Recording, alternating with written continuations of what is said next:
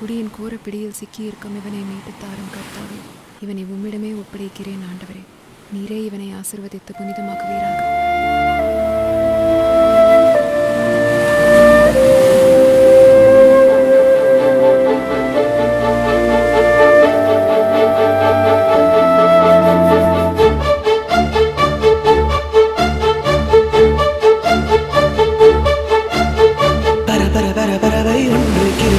தலையும் சற்று உன் காலில் வீழ்ந்தது பெண்ணை ஜெபிக்கவா? அது பறந்திட வானம் இல்லை, அது இருந்திட பூமியும் இல்லை. உன் மார்பில் கூடு கட்டி வளர்க்கவா? ஓ அன்பே, எந்த வாழ்வுக்கு ஆசீர்வாதம் நீயடி.